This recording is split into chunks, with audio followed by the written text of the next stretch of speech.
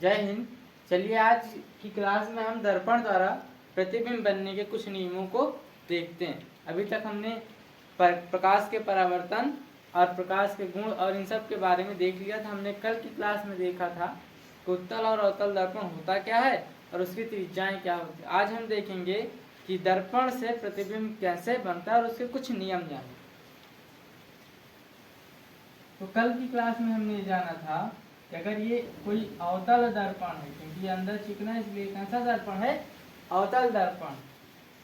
और यहाँ हमने बताया था कि मध्य में क्या होगा, अगर ये M1 है और ये M2 है तो इनके मध्य में P होता है, इंग्लिश में कहते हैं पोल। और इनकी कुछ ना कुछ त्रिज्या होगी। तो अभी के लिए हम मान लेते हैं यही इसकी त्रिज्या है, ये पूरी क्या है, इतनी त्रिज्या है। और हमने बताया था कि इन त्रिज्या के बीच में एक बिंदु होता है जिसका नाम होता है F, फोकस बिंदु। ठीक है ना। हाँ, तो आज हमको इसी के द्वारा प्रतिबिंब बनने के कुछ नियमों को देखना है। सबसे पहली बात क्या तुमको सीखना है कि अगर कोई चीज अनंत से आ रही, कहाँ से, अनंत से। अनंत का मतलब जानते हो ना, पता नहीं कहाँ से आ रही, शुरुआत पता नहीं उसकी कहाँ से हो गई है, ये नहीं पता है। अगर कोई चीज अनंत से आ रही है, मान लो बल्ब लगा है, कोई बल्ब है लेकिन ये नहीं पता ये कहाँ है, दिखा रहे हैं इसमें हम लेकिन दिखाई नहीं दे। तो अगर इससे कोई प्रकाश आए तो हमेशा कैसा होगा, ऐसा होगा। अगर अनंत से प्रकाश आ रहा है तो कैसा होगा, हमेशा ऐसा। समझ रहे हो, क्लियर है इतनी बात। तो हमने कहा प्रकाश के प्रतिबिंब के नियम, प्रतिबिंब बनने के नियम लिख सकते हो, यहाँ लिख देना बनने के नियम। ठीक है ना, प्रतिबिंब बनने के नियम। तो प्रतिबिंब बनने का पहला नियम क्या है, देखो हमने कहा ये क्या है, एक प्रकाश किरण है। एक क्या है, प्रकाश किरण। ये यहाँ पे आई, अब जाहिर सी बात है यहाँ से टकराएगी, यहाँ से टकराएगी, परावर्तन के नियम लगेंगे। समझ रहे हो। हाँ, तो यहाँ पे क्या होगा, अगर हम इस पर लंब डाल रहे हैं, समझ लो ध्यान से, अगर इस पर लंब डाल रहे हैं, इस AB पर अगर हम कहें लंब डालो तो ऐसे लंब हो जाएगा, लेकिन यही गोल चीज हो गई। अब कहें यहाँ पे लंब डालो तो ऐसे ही डाल दोगे, यही होगा लंब। तो अगर हम यहाँ पे लंब डालेंगे तो इसका लंब कुछ ऐसा। ठीक है। अब चूंकि लंब के साथ कोण बराबर बनता है, समझ रहे हो क्या, लंब के साथ बराबर कोण बनाता है, तो परावर्तन के बाद भी बराबर कोण बनाएगा। तो ऐसे आगे समझो, ये हो गया लंब और ये रेखा यहाँ से जाएगी, ये वाला कोण और ये वाला कोण आपस में बराबर। समझ रहे हो क्या, यहाँ परावर्तन के नियम लगेंगे। एंगल आई बराबर होगा एंगल आर के। अगर ये एंगल आई है, अगर ये एंगल आई है तो ये एंगल आर होगा, ये दोनों क्या होंगे, बराबर होंगे। तो ये कहाँ से जा रही है, एफ से, फोकस बिंदु से। पहला नियम क्या बन गया, यही पहला नियम है, ये सबको मिटा देते। ठीक है, ये बताने के लिए था कैसे हो जाता है। ठीक है, काम नहीं पड़ता इसका। तो पहला नियम कैसा बना कि अगर कोई चीज समांतर आ रही, अभी समांतर कहाँ है, ये मुख्य अक्ष होता है। कल की क्लास में हम क्या जाना था, C और P को मिलाने वाली रेखा क्या कहेंगे, मुख्य अक्ष। तो मुख्य अक्ष से देखो ये समांतर है, इसकी दूरी सबकी दूरी बराबर है, तो ये क्या हो गई, रेखा मुख्य अक्ष के समांतर होगी। इसका नाम क्या हो जाएगा, मुख्य अक्ष के समांतर वाली। अगर कोई रेखा मुख्य अक्ष के समानांतर है या समांतर है तो परावर्तन के बाद कहाँ से जा रही, देखो तुम्हें, देखो कहाँ से जा रही, एफ से जा रही ना। तो परावर्तन के बाद कहाँ से जाएगी, एफ से। समांतर है, परावर्तन के बाद एफ से जाएगी। समझ में आ रहा है। हाँ, ये पहला नियम है, पहला नियम प्रतिबिंब बनने के पहले नियम। ठीक है ना। ऐसे 4 नियम है जो हमको पढ़ने हैं। तो दूसरा तो एकदम सरला सा है, सेम इसी के प्रकार। दूसरा क्या हो जाएगा, मान लो अवतल दर्पण है, ये P है ये C है और ये F है। अब P, C और F ये क्या होता है, ये कल की क्लास में हमने जान लिया, तो आज इनके बारे में बातें नहीं करेंगे। दूसरा कंडीशन क्या है, इसी को उल्टा, जैसे समांतर थी तो F से जा रहा था, अगर कोई रेखा F से आए तो कैसे जाएगी, तो मान लो ये F से गई रेखा, ये रेखा है और F से गई है, F से, अच्छा ये ले कहीं से जा रहे हैं, मान लो यहाँ कोई बल्ब लगा होगा तो कोई भी किरण कहीं से भी जा सकती है, कुछ किरण समांतर चली जाएंगी, कुछ F से चली जाएगी, कुछ C से जाएगी, कुछ इसके बीच से जाएगी, लेकिन हम मुख्यतः अभी कौन से ले रहे हैं, जो F से ही जाने वाली, समझ रहे हो ना। जैसे हमने यहाँ मुख्यतः क्या लिया था, जो समांतर जाने वाली थी वो कहाँ से जाएंगी, F से जाएंगी। हालांकि और किरणें जाएंगी, कुछ टेढ़ी मेढ़ी जाएंगी, उनकी बातें नहीं कर रहे हैं। वैसे यहाँ F से ही जाने वाली केवल बात कर रहे हैं। किसी को उल्टा होगा, F से जा रही तो कैसी हो जाएगी, समांतर। अगर F से जा रही तो कैसी हो जाएगी, समांतर, समझ रहे हो। यहाँ समांतर थी तो F से गई, यहाँ F से जा रही तो समांतर हो जाएगी। तो ये दूसरा नियम है, क्या है ये दूसरा। और नियम है छोटी मोटी, तो और देख लो, मान लो ये क्या है, अवतल दर्पण है, ये P है और ये C है और ये समझ में। अब देखो, हालांकि दो ही इंपॉर्टेंट होते हैं, लेकिन दो और बता दे ताकि गहराई से तुम हर एक प्रकार के दर्पण द्वारा प्रतिबिंबों को बना सको। कुछ लोग दो ही पढ़ाते हैं, लेकिन हम चार पढ़ाते हैं, ठीक है। दूसरी स्थिति क्या हो जाएगी, मान लो प्रकाश P पे आ गया, कहाँ पे आ गया, P पे आया, कोई प्रकाश P पे आया, ये सब पटरी से बना लेना तुम लोग कॉपियों में, ठीक है। P पे आया तो ये उतना ही एंगल का कोण बना के नीचे चला, माने यहाँ पे ये कोण और ये कोण बराबर है, ठीक है, तो उतने ही एंगल का कोण बना के नीचे चला जाए। क्लियर बात इतनी। तो ये आया, तीर बनाना बहुत इंपॉर्टेंट, बिना तीर के कुछ नहीं, ठीक है, समझ में आ गया। आखिरी क्या है देखो, आखिरी नंबर, इसकी सबकी जरूरत पड़ेगी आगे, ठीक है, प्रतिबिंब बनाने में। P हो गया, F हो गया और C हो गया। आखिरी नियम क्या कहता है, हमने P से देख लिया, F से देख लिया, समांतर वाला देख लिया, अब C से देख लिया। अगर कोई चीज C से, कोई प्रकाश किरण कहाँ से जा रही है, C से, ठीक है ना, कहाँ से जा रही है, C से, तो ये क्या होगा, अगर ये दर्पण है तो परावर्तन करेगा, तो परावर्तन कैसे करेगा, वापस लौटा है। क्यों वापस लौटा है, तो देखो ना, अगर हम कहें ये कोई गोला है और ये गोले का केंद्र है, अगर हम इसकी त्रिज्या को बना रहे हैं तो ये तो लंब ही होगा ना हमेशा, कैसा होगा, लंब ही होगा। क्लियर है बात, हाँ। इसीलिए ये प्रकाश किरण ये वाली, जब ये लंब है तो लंब ही बना के जा रही है, लंब है और लंब ही बना के जा रही, तो ये दोनों तो रेखाएं एक ही होंगी, ये दोनों रेखाएं क्या होंगी, लंब होके आई तो जितना कोण बना के आती है उतने कोण से जाती है, तो लंब बना के आई है तो लंब बना के ही ये वाली जाएगी, क्योंकि ये सेंटर से जाने वाली। और हमने देखा सेंटर और त्रिज्या कैसे होते, लंबवत होते हैं, समझ रहे हो। हाँ, तो ये क्या हो रही है, यही रेखा वापस चली जाएगी, समझ रहे हो, हमारे C से ही आएगी और C से ही वापस चली जाएगी। ये चार नियम क्लियर हैं क्या। पहला नियम क्या कहता है, किसके, प्रतिबिंब बनने के नियम।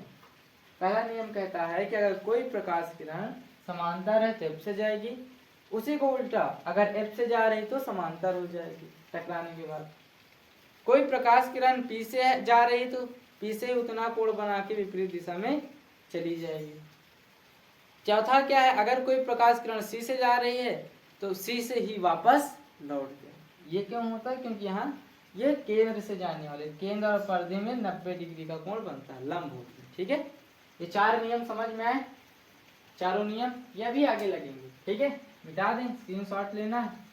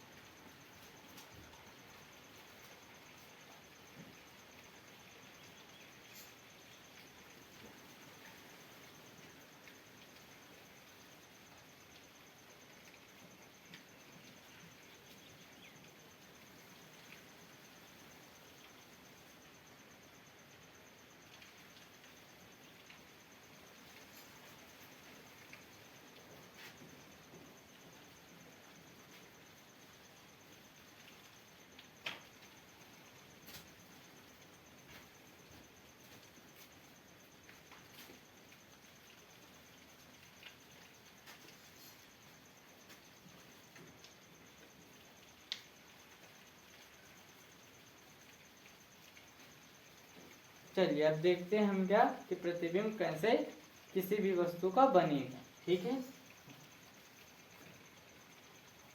तो हमने कहा ये कोई दर्पण है। कैसा दर्पण है? अवतल दर्पण। सब लोग को पता है अवतल दर्पण है, अंदर चिकना है।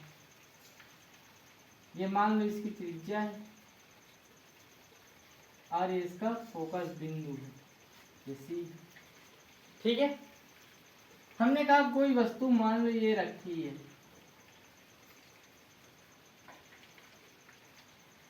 अब ये वस्तु तो है नहीं। अगर मान लो कोई तुम्हारी फ्रिज है, ये रखी है, तो हम इसको कैसे दिखाएंगे? ऐसे दिखाएंगे, ना कि फ्रिज उठा के यहाँ रखने लगे। तुम्हारा दोस्त खड़ा है, ऐसा नहीं हो कि यहाँ दोस्त का चेहरा बनाने लगोगे। ठीक है ना, हम ऐसे प्रतिबिंब को दिखाएंगे तीर के भांति। समझ रहे हो ना, केवल ऊंचाई, मोटाई नहीं पता चले। क्लियर है बात? तो हमने कहा ये वस्तु रखी है। ठीक है, अब कोई भी वस्तु क्या करेगा? प्रकाश फेंकेगा। कोई भी वस्तु क्या करेगा? प्रकाश को फेंकेगा। हमको कौन सा प्रकाश लेना? जो उन नियमों में था। कौन से नियमों? समांतर है, एफ से जाएगी, एफ से जा रही है, समांतर हो जाएगी। सी से जा रही है तो सी से ही वापस चली जाएगी। पी से जा रही तो पी से उतना ही कोण बना के उल्टा दिशा में चली जाएगी। ये 4 नियम अभी हमने पढ़े हैं, इन्हीं में से किसी एक को लगाओ इसमें आगे। तो हमने कहा लो पहला मान लो प्रकाश समांतर फेंक रही है, समांतर टकराने के बाद कहाँ से जाएगी? एफ से जाएगी। क्या बात समझ में आई? कहाँ से जाएगी? एफ से जाएगी। नियम है, उसको तो याद करने ही पड़ेंगे तुमको। ठीक है, तभी बना सकते। दूसरा नियम लगा दो, एफ से अगर जा रही है समांतर हो जाएगी। कैसी हो जाएगी? समांतर। अब देखो तो यहाँ प्रतिबिंब तो बना ही नहीं, चित्र तो बन जाना चाहिए। इसे देखो अभी हम अगर यहाँ ये ला रहे हैं तो इसका प्रतिबिंब यहाँ बन रहा है, साफ साफ मार्कर दिखाई दे रहा है।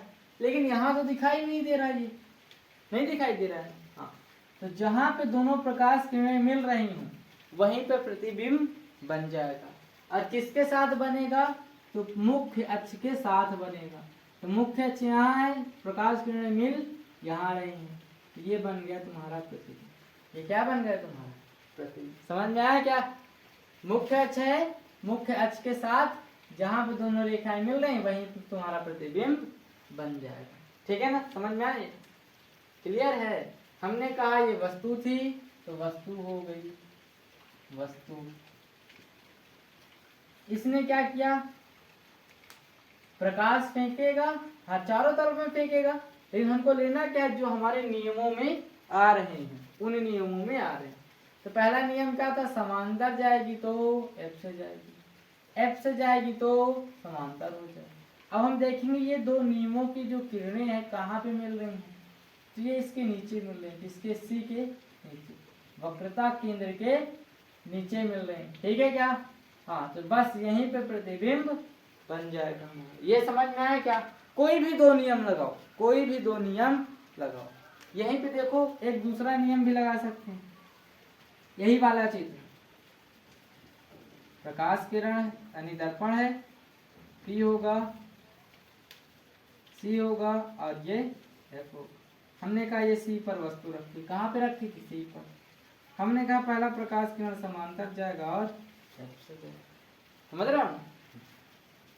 दूसरा हमने क्या बताया था? केंद्र से जाएगा, तो वो तो इसमें लगेगा ही नहीं। समझ रहे हो ना? हाँ। तीसरा हमने क्या बताया था कि पी से जाएगी, उतने में कोण बना के वापस चली जाएगी।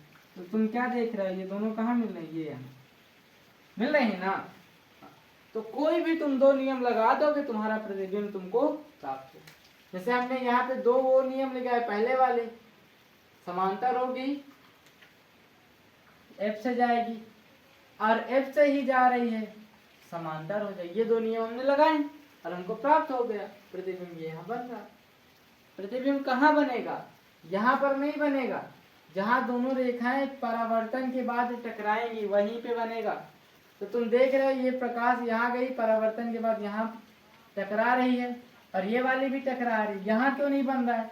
क्योंकि यहाँ परावर्तन के बाद नहीं टकराए। देखो देखो, ये वाली प्रकाश किरण यहाँ टकराने से पहले ही मिल रही है, इसलिए यहाँ प्रतिबिंब नहीं बन रहा है। समझ रहे हो क्या? टकराने के बाद कहाँ मिल रही, ये यहाँ मिल रही दोनों, तो यहीं पे प्रतिबिंब ऐसे करोगे तब भी वही मिलेगा। कोई भी दो नियम तुमको याद लगाने हैं, जो संभव सरल हो उनको लगा दो, ठीक है। चलो हम और आगे की देखते हैं। तो इसको निकाल दीजिए और इनमें कुछ बातें देखिए। हमने कहा ये वस्तु है ना, हाँ। तो एक बात याद रखना, वस्तु को हम यू से दिखाते हैं, विज्ञान में किससे दिखाएंगे, यू से, ठीक है ना, किससे, यू से। और ये प्रतिबिंब भी होता है सब में, प्रतिबिंब, तो हम प्रतिबिंब को वी से दिखाते हैं। अरे जैसे किसी भी चीज का एक सिंबल होता है, हाइड्रोजन को एच से दिखा देते हैं, लिथियम को एल से दिखा देते हैं, ऑक्सीजन को ओ से लिखा देते हैं, देखा होगा सोडियम को Na से, समझ रहे हो? उसी प्रकार वस्तु को U से और प्रतिबिंब को V से दिखा देते हैं, ठीक है। वस्तु को इंग्लिश में कहते हैं ऑब्जेक्ट, क्या कहते हैं, ऑब्जेक्ट। इसको O से भी लिख सकते हो, ठीक है ना। और इसको इंग्लिश में कहते हैं इमेज, क्या कहते हैं, इमेज। इसको I से भी लिख सकते हो, ये भी याद रखना, ठीक है। हाँ, तो देखो वस्तु कहाँ पे है, सी पर। कहाँ पे रखी है, सी पर। तो वस्तु की स्थिति कहाँ है, जब वस्तु सी पर, सी पर हो तो उसका प्रतिबिंब कहाँ बन रहा है, सी के नीचे। कहाँ बन रहा, सी के नीचे। तब प्रतिबिंब कहाँ प्राप्त हो रहा है, देख रहे हो? अरे तुम खुद ही समझो, आगे समझो। हमने वस्तु को कहाँ पे रखा, सी पर। हम यहाँ पर भी रख सकते थे, यहाँ पर भी रख सकते थे, लेकिन एक विशेष स्थिति लेके हमने कहाँ रखा, सी पर। परावर्तन के बाद कहाँ बना चित्र, सी पर ही बना और सी के नीचे बना, ठीक है ना। तो प्रतिबिंब कहाँ प्राप्त होगा, सी के नीचे। कहाँ, सी के नीचे प्राप्त हुआ, उल्टा, ठीक है ना। तो प्रतिबिंब है कैसा, उल्टा है। कैसा प्रतिबिंब, कैसा प्रतिबिंब है जी, उल्टा है। कैसा है, उल्टा है ना। ये सीध खड़े थे, ये उल्टा है ना। ये सीधे खड़े थे, ये कैसे है, उल्टा है, तो उल्टा प्रतिबिंब हो गया। समझ में आ रहा है ये, हाँ। चलो आगे, अभी हम इनके बारे में बातें करेंगे, ठीक है ना, लेकिन आगे हम चित्रों को बना के देखेंगे।